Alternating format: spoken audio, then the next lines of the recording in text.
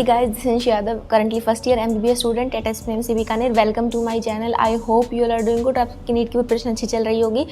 So actually ये वाला जो वीडियो है ये मैं बना रही हूँ कि how to cover your backlog. मैंने बैकलॉग पर पहले भी एक वीडियो बनाया हुआ है, सो आप वो वीडियो चेक कर सकते हैं. ये वाला जो वीडियो है ये वीडियो मैं बना रही हूँ फॉर ऑल द स्टूडेंट्स जो भी है, मतलब ड्रॉपर स्टूडेंट्स हैं, 2024 के एंड 2025 के एस्पिरेंट्स हैं, सभी के लिए वीडियो है. और इसमें मैं आपको कुछ टिप्स बताऊँगी, मतलब कुछ ऐसी चीज़ें बताऊँगी जिससे क्या होगा कि आप अपना बैकलॉग जो है वो कवर कर सकते हैं ईजिली. क्योंकि अभी क्या हुआ है कि मतलब स्टार्टिंग में आप काउंसलिंग में पार्टिसिपेट कर रहे होंगे, ऐसा हो सकता है. एंड आप सोच रहे होंगे आपको कॉलेज मिल जाएगा, बट कॉलेज नहीं मिला है. उसकी वजह से आपकी जो भी कोचिंग आप ज्वाइन करने वाले हैं, ज्वाइन करी है, उसमें कुछ क्लासेस हो गई होगी, या फिर स्टार्टिंग में अपने ढंग से थोड़ा पढ़ाई नहीं की होगी अभी बैच लेने के बाद भी, कि बाई चांस कॉलेज मिल जाए, या फिर कि अगर आपका सिलेक्शन हो जाए उस चीज़ के लिए, तो फिर उसको कवर करने के लिए ये वाला वीडियो है.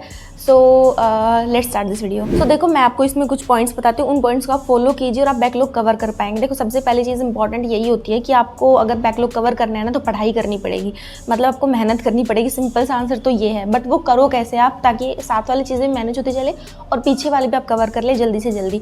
उसके लिए आपके लिए टिप्स है. तो देखो, फर्स्ट थिंग इज़, सबसे पहले आपका जो भी करंट सिलेबस चल रहा है उसको आपको नहीं छोड़ना है. आप बैकलॉग कवर करने के चक्कर में ये नहीं है कि आपका जो अभी जो सिलेबस चल रहा है आप उसको ढंग से ना पढ़े, उसको टाइम ना दे और वो भी आपका बैकलॉग बन जाए. तो सबसे इंपॉर्टेंट चीज़ यही है कि आपको करंट सिलेबस जो है उसको साथ साथ पढ़ना है. लाइक आपका कोई चैप्टर अगर फिनिश नहीं हुआ है और वो आपने आधे तक नहीं पढ़ा है, तो उसको रहने दो. नेक्स्ट जब भी कोई न्यू चैप्टर स्टार्ट हो रहा है सभी सब्जेक्ट्स में, उस चैप्टर से आप स्टार्ट कर दो और उनको ढंग से लेक्चर देख के, नोट्स बना के एंड क्वेश्चन प्रैक्टिस करके उनको जो है साथ साथ आप पढ़ते रहो.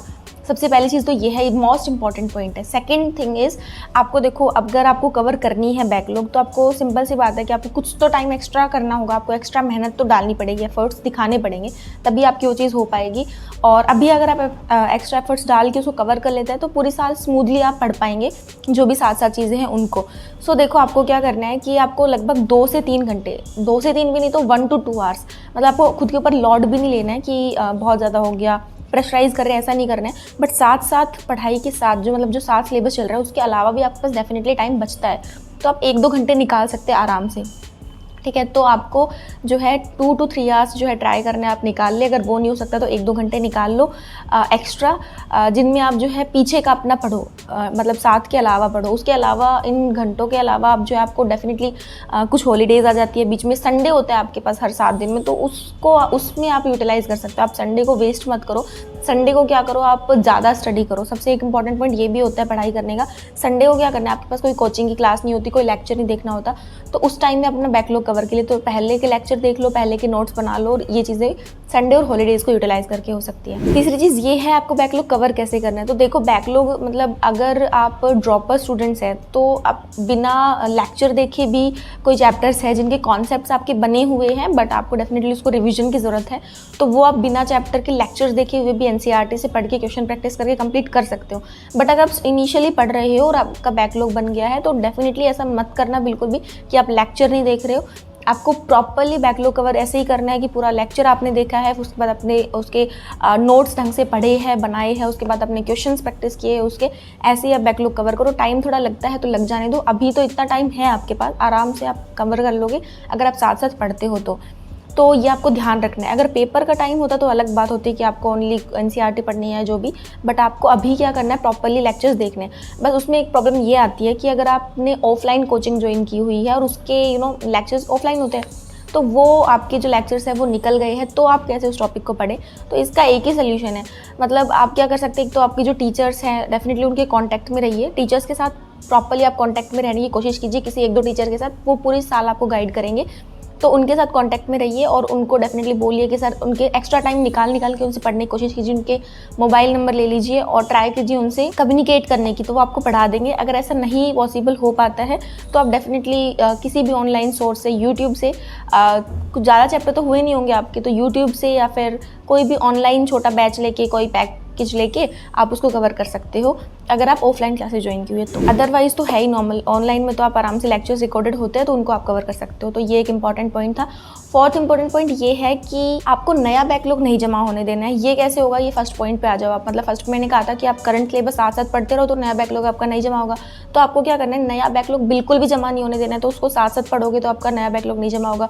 साथ साथ क्वेश्चन प्रैक्टिस करते रहिए, तो उससे क्या होगा कि आपका जो पुराना है ना वही कवर करना पड़ेगा, आपको कोई नई टेंशन नहीं आएगी।